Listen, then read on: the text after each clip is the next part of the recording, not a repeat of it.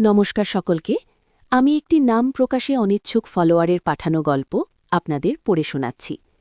তার অনুরোধে আমি তার পরিচয় গোপন রাখছি। তবে এই গল্পের গভীরে লুকিয়ে থাকা কিছু আবেগ, কিছু টানাপোড়ন, কিছু নিষিদ্ধ অথচ তীব্র আকর্ষণ হয়তো আপনাদেরও স্পর্শ করবে। এই গল্পের মাঝে আমি আমার ব্যক্তিগত আইএমও নাম্বারটি দেব। নাম্বারটি পেতে হলে আপনাকে পুরো গল্পটি মনোযোগ দিয়ে শুনতে হবে। আমার নাম নীলাঞ্জনা, যদিও এই গল্পের প্রয়োজনে আমার আসল নাম অপ্রাসঙ্গিক। আমি এক সাধারণ বাঙালি পরিবারের গৃহবধূ। স্বামী, সন্তান নিয়ে আমাদের সংসার। শহরতলির এক নিরিবিলি পাড়ায় আমাদের বাস। স্বামী অরিন্দম একজন ব্যাংক কর্মকর্তা। সারাদিন অফিসের ব্যস্ততা, নানা রকম ফাইলপত্র। তার পৃথিবীটা যেন ব্যাংকের চার দেওয়ালেই আবদ্ধ। আমি নীলাঞ্জনা আমার পৃথিবীটা সাজিয়েছি নিজের মতো করে। ঘর সংসার, ছেলে মেয়ে, তাদের পড়াশোনা সবকিছুর মধ্যে আমি এক ধরনের শান্তি খুঁজে নিয়েছিলাম। কিন্তু এই শান্তির আড়ালেও যে এক অচেনা তীব্র আকাঙ্ক্ষা লুকিয়ে থাকতে পারে তা আমি কখনো ভাবিনি। আমাদের পাশের বাড়িতে থাকেন এক ভদ্রলোক, শ্রীমান অম্বরীশ। তিনি আসলে আমার স্বামীর বাবার একজন পুরনো বন্ধু। অম্বরীশবাবু একা থাকেন। তার স্ত্রী কিছুদিন আগে গত হয়েছেন। তার এক ছেলে যে বিদেশে থাকে। অম্বরীশবাবু বয়সে আমার স্বামীর বাবার চেয়েও কিছু বছরের বড়, ভদ্র, সজ্জন এবং অত্যন্ত বিনয়ী। তবে তার চেয়েও বেশি যার নাম এই গল্পের সঙ্গে জড়িয়ে আছে তিনি হলেন অম্বরীশবাবুর ভাইপো রাজীব, যাকে আমি প্রথম দেখেছিলাম বছর দুয়েক আগে। অম্বরীশবাবুর বাড়িতে একটি অনুষ্ঠানে এসেছিল সে। তখন সবেমাত্র সে তার উচ্চশিক্ষা শেষ করে দেশে ফিরেছে। পেশায় একজন সফটওয়্যার ইঞ্জিনিয়ার, অসম্ভব সুদর্শন। তীক্ষ্ণ নাসিকা, গভীর কালো চোখ, যা দিয়ে তাকালে মনে হয় অনেক কথা বলে যায়।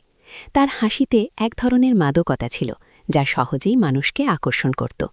সেদিন তাকে দেখে আমার মধ্যে এক অদ্ভুত শিহরণ খেলে গিয়েছিল। সেই শিহরণ যে এত দূর গড়াবে তা আমি স্বপ্নেও ভাবিনি। রাজীবের সঙ্গে আমার প্রথম আলাপটা হয়েছিল খুব সাধারণভাবেই। একদিন সকালে আমি বারান্দায় দাঁড়িয়ে গাছগুলো দেখছিলাম। অম্বরীশবাবু এসে দাঁড়ালেন। তার সঙ্গে ছিলেন রাজীব। অম্বরীশবাবু পরিচয় করিয়ে দিলেন। রাজীবের চোখে চোখ পড়তেই আমার বুকের ভেতরটা থুক করে উঠল। সে আলতো করে হাসল। সেই হাসিতে ছিল এক অদ্ভুত আবেদন। সে আমার দিকে তাকিয়ে বলল, মাসিমা, আপনার বাগানটা খুব সুন্দর। মাসিমা, এই সম্বোধন আমার ভেতরে এক মিশ্র অনুভূতি সৃষ্টি করল। একদিকে তার বয়সের কারণে এই সম্বোধন স্বাভাবিক, অন্যদিকে তার চোখের সেই গভীর চাহনি, সেই আঁচল স্পর্শ করা হাসি, সব মিলিয়ে মনে হচ্ছিল এই মাসিমা সম্বোধন যেন এক আড়াল যা আমরা দুজনেই সচেতনভাবে ব্যবহার করছি। এরপর থেকে রাজীব প্রায়ই আসত অম্বরীশবাবুর বাড়ি। মাঝে মাঝে সে আমার বাড়ির সামনে দিয়েও যেত। প্রতিবারই আমাদের দেখা হতো, কখনো বারান্দায়, কখনো দরজার সামনে। যত বাড়ি দেখা হতো ততবারই সেই অদ্ভুত টানটা বাড়ত। আমি চেষ্টা করতাম নিজের আবেগ নিয়ন্ত্রণ করতে, কিন্তু রাজীবের চোখের ভাষা, তার প্রতিটি আচরণ যেন আমাকে চুম্বকের মতো টানছিল। আমার স্বামী অরিন্দম সারাদিন অফিসের ব্যস্ততায় কাটাতেন। যখন ফিরতেন তখন তিনি ক্লান্ত। বাড়ি ফিরেই খবরের কাগজ, টিভি। আমাদের মধ্যে কথা হতো খুব অল্প, যেন আমরা একে অপরের জীবনের অভ্যাসে পরিণত হয়েছি। কিন্তু অনুভূতির টানটা কোথায় যেন হারিয়ে গেছে। আমি চেষ্টা করতাম, কিন্তু অরিন্দমের মনোযোগ আর সেভাবে পেতাম না। এক ধরনের একাকিত্ব আমাকে গ্রাস করছিল। এই একাকিত্বই হয়তো আমাকে রাজীবের দিকে ঠেলে দিচ্ছিল। একদিন বিকেলে অরিন্দম অফিসের কাজে বাইরে গেলেন। ফিরতে বেশ রাত হবে। আমি একা। হঠাৎ দরজায় টোকা পড়ল। গিয়ে দেখি রাজীব, হাতে একটি বই। ভাবি, সে বলল, মাসিমা, মানে নীলাঞ্জনা আন্টি, আপনাকে একটা বই দিতে এসেছিলাম। আমার কাছে পুরনো একটা বই আছে, আপনার ভালো লাগতে পারে। তার আন্টি সম্বোধনটা আমার কানে অন্যরকম শোনাল, যেন সে সচেতনভাবে বয়সের ব্যবধানটাকে আরও বড় করে দেখাচ্ছে। আমি একটু ইতস্তত করে বললাম, এসো ভেতরে। সে ভেতরে এলো, বসল সোফায়। তার চোখে সেই চেনা আলো। তার উপস্থিতি ঘরটাকে কেমন যেন অন্যরকম করে তুলল। এতদিন পর এই প্রথম কোনো পুরুষের সান্নিধ্য আমাকে এতটা আলোড়িত করল। কি বই? আমি জিজ্ঞাসা করলাম। চেষ্টা করছিলাম স্বাভাবিক থাকার। একটি প্রেমের উপন্যাস, রাজীব বলল, তার চোখের তারাই দুষ্টুমি। আপনার পড়ার অভ্যাস আছে, তাই ভাবলাম আপনাকে দেব। আমরা কিছুক্ষণ বই নিয়ে কথা বললাম। তারপর কথা গড়ালো অন্যদিকে। রাজীব নিজের জীবনের নানা কথা বলতে শুরু করল। তার পড়াশোনা, তার বন্ধুদের কথা, তার একাকিত্বের কথা। সে বলছিল এখানে এসে সবার সঙ্গে মিশেছি, কিন্তু মনে হয় যেন এক অচেনা জগতে রয়ে গেছি।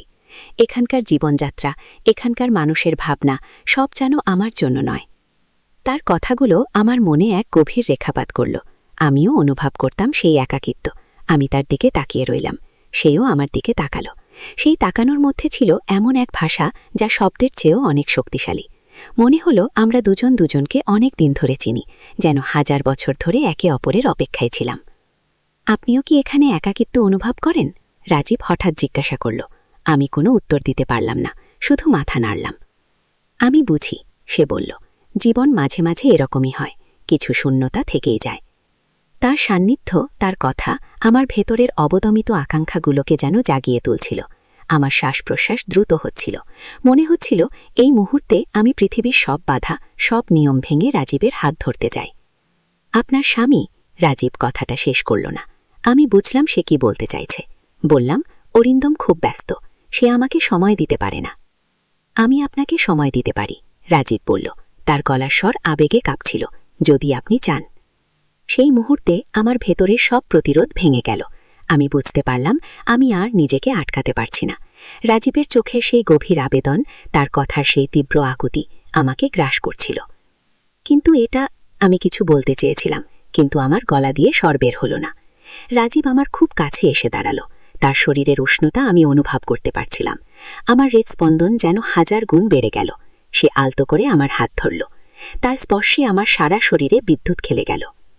আমি জানি এটা ঠিক নয়, সে ফিসফিস করে বলল, কিন্তু এই টান, এই আকর্ষণ, এটা উপেক্ষা করা সম্ভব নয়। তার চোখে চোখ রেখে আমি যেন হারিয়ে গেলাম। সেই মুহূর্তে আমাদের চারপাশের পৃথিবীটা যেন অদৃশ্য হয়ে গেল।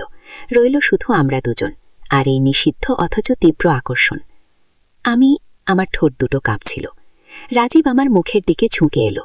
তার শ্বাস আমার মুখে এসে লাগল। মনে হচ্ছিল এই মুহূর্তটা অনন্তকাল ধরে চলবে। আমার সব দ্বিধা, সব ভয় যেন হাওয়ায় মিলিয়ে গেল। আমি শুধু অনুভব করছিলাম এক তীব্র, গভীর এবং নিষিদ্ধ টান, যা আমাকে ঠেলে নিয়ে যাচ্ছিল এক অজানা, অচেনা এবং রোমাঞ্চকর ভবিষ্যতের দিকে। আমি আমার আইএমও নাম্বারটি এই গল্পের এক ফাঁকে দেব। নাম্বারটি পেতে হলে আপনাকে পুরো গল্পটি মনোযোগ দিয়ে শুনতে হবে। রাজীবের ঠোঁট আমার ঠোঁটের খুব কাছে। আমি চোখ বন্ধ করলাম। সেই মুহূর্তে আমি আমার সব পরিচয়, সব কর্তব্য ভুলে গিয়েছিলাম। শুধু অনুভব করছিলাম এক প্রবল আবেগ যা আমাকে আচ্ছন্ন করে রেখেছিল। অথচ ঠিক সেই সময় দরজায় আবার টোকা পড়ল, প্রবল শব্দে। আমি আর রাজীব দুজনেই চমকে উঠলাম। দুজনেই ছিটকে সরে এলাম। কে হতে পারে এই সময়? অরিন্দম নাকি অন্য কেউ? রাজীবের চোখে স্পষ্ট ভয়। আমার হৃদস্পন্দন তখন পাগলের মতো দৌড়াচ্ছে। আমি বুঝতে পারছি না কি করব। এই মুহূর্তেই যদি অরিন্দম এসে পড়ে, তাহলে কি হবে? রাজীব দ্রুত দরজার দিকে এগিয়ে গেল। আমিও তার সঙ্গে সঙ্গে। কে দরজার ওপাশে? আর এই টানাপোড়েন, এই নিষিদ্ধ মুহূর্তের কি হবে? এই সব প্রশ্নের উত্তর জানতে আপনাকে চোখ রাখতে হবে আমাদের চ্যানেলে। পরের পর্বে আমরা এই গল্পের শেষ দেখব। সাবস্ক্রাইব করতে ভুলবেন না।